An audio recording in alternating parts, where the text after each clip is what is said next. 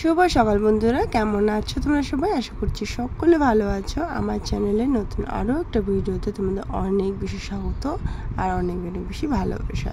তো আজকে দেখো পুচকু সকালবেলা উঠে তো চা খেতে বসে পড়েছে।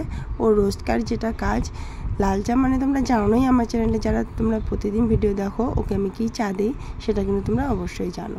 আর যারা না দেখে থাকো তারা অবশ্যই কিন্তু আমার ভিডিওটা দেখলে বুঝতে পারবে যে আমি ওকে কী চা দিই। এত ছোটো বয়সে ওকে চা খাওয়াই এটা ভেবো না। তো যাই হোক, এই যে মা গেছিলো একটু পুকুরের দিকে, পুকুরের ধারে কোণে আমাদের শনিমারা ফুলের গাছ আছে। আমি অনেক বছর আগে একটা গাছ লাগিয়েছিলাম, সেই গাছটা অনেকটা বড় হয়ে গেছে। ওখান থেকে যে এতগুলো ফুল পড়বে সেটা আমি ভাবতে পারিনি। প্রায় বছরখানেক হয়ে গেল আমি ওই দিকটায় যাই না। সেই লাস্ট বছর গিয়েছিলাম, গিয়ে ওখানে ফুল তুলে নিয়ে এসেছিলাম। তো আজকে আবার মা এতগুলো ফুল নিয়ে আসছে। যাই হোক, এগুলো আজকে করবো না কালকে করবো, দেখা যাক। এদিকে তোমাদের দাদাভাই আবার আটা মেখে রেখেছে অনেকগুলো, সকালে রুটি করব বলে, আর আমি চা নিয়ে বসেছি খাবো বলে। আর পুচকু এদিকে ওর চা খাচ্ছে।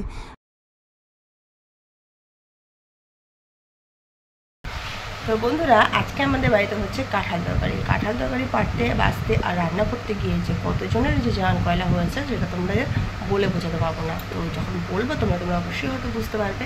তো চলো স্টার্ট করছি বলা।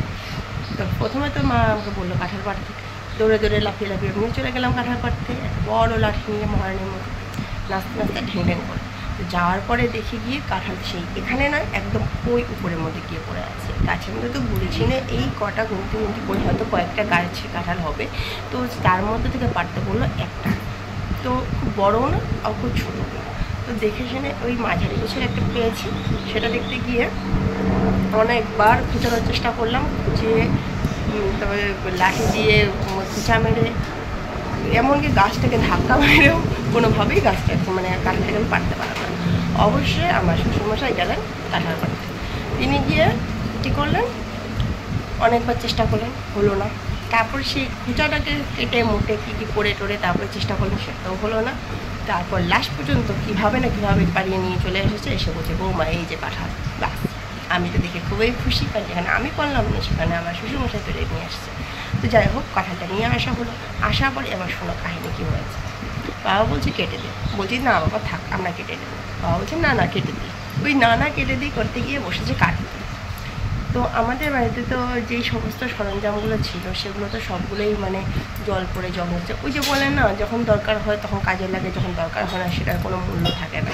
তো সেই হচ্ছে ব্যাপারগুলো, যখন দরকার নেই তখন যেখানে সেখানে পড়ে থাকে, আর সেগুলো জল পড়ে নোংরা পড়ে জং হয়ে যায়, নষ্ট হয়ে যায়। আর যখন দরকার হয় তখন সারা বাড়ি হল্লা করে খুঁজে বেড়ায়।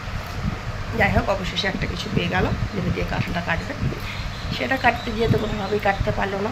লাস্টে এত বড় পাথর নিয়ে এসে মেরেছে, লাস্টে টুকরো করে দিল। যাই হোক, ফাইনালি কাঁঠালটা কাটা হলো। তারপর সেই এতটুকু সাইজটাকে আবার ছোটো পিস করার জন্য হলো আমার শাশুড়ি মা, মানে আমার মা এসে বসলো কাটতে বসে সেই আমাদের ওই যে বলো না মোটা কাঠা এগুলো আছে, সেগুলো তো ধার দেওয়া নেই, ইউজ করি না, করি এখন ছোটো চাকুগুলো, চিকন চাকুগুলো। তো সেগুলোতে যা একটু ধার আছে সেগুলো দিয়ে তো আবার কাটা যাবে না, পেকে ভেঙে চলে যাবে। তার জন্য ওই বড় কাঠের দিয়ে কাটতে গিয়ে জোর দিয়ে কাটতে ব্যাস হয়ে গেল কাঁঠাল। যেমনি কাটা হলো, তারপরে কী হলো, যে কাঁঠালের আঠা থাকে না, আঠা দিয়ে সারা বাড়ি ভর্তি হয়ে গেল।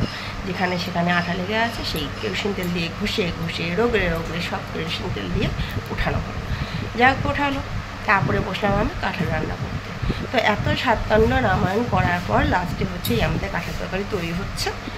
হওয়ার শেষের দিকে খেতে কেমন টেস্ট হবে জানি না, কারণ এতজনের হাত পড়েছে। যাই হোক, খাওয়ার পর তোমাদেরকে অবশ্যই বলবো কীরকম হচ্ছে। আর এই যে আমাদের একজন কুচকুশোনা, ওই যে দেখলেই ভিডিও, আর কোনো কথা নেই, ওর ফোন দেখলেই ভিডিও, ব্যাস হয়ে গেল। আর এই যে আরেকজন স্নান টান করে রেডি খাওয়ার জন্য। কখন কাঁঠাল হবে কখন খাবে, পাকা কাঁঠাল খায় না, ওই রান্না করা কাঁঠালই একটু খায়। তো চলো রান্নাটা কমপ্লিট করে নিই, তারপরে আবার আসছি। এই যে হচ্ছে সেই অমূল্য সম্পদ কাঁঠাল, যেটা রান্না করতে গিয়ে আজকে সবারই জান গলা হয়ে গেছে। তো এই যে রান্না হচ্ছে, কষানো হচ্ছে, কষার পরে জল দেবো, তারপর একটু গরম মশলা দিয়ে তারপর নামিয়ে ফেলবো।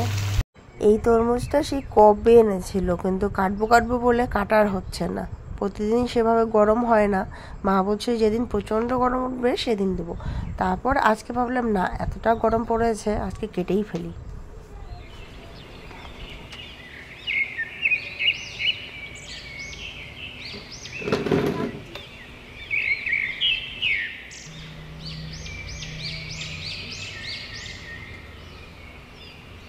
আয়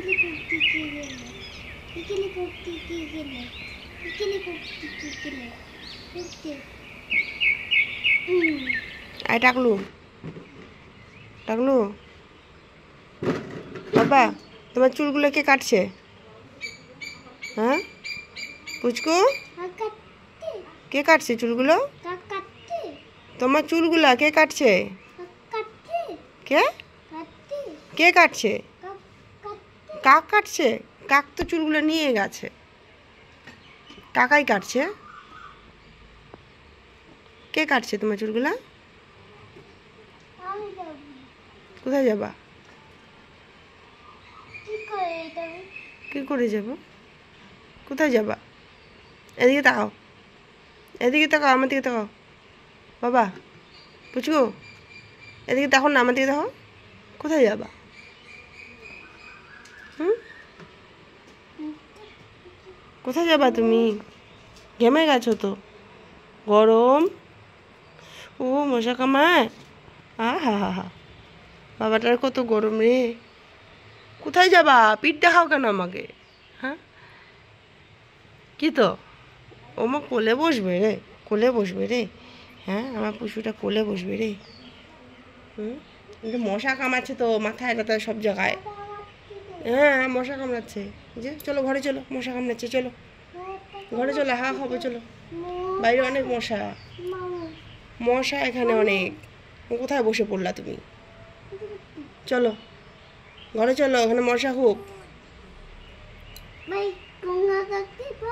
পায়ে নোংরা লাগছে, ধুয়ে ফেলবো। চলো চলো ঘরে চলো, হাওয়া খাই একটু, গরম না বাইরে। দেখো ছেলের কাণ্ড।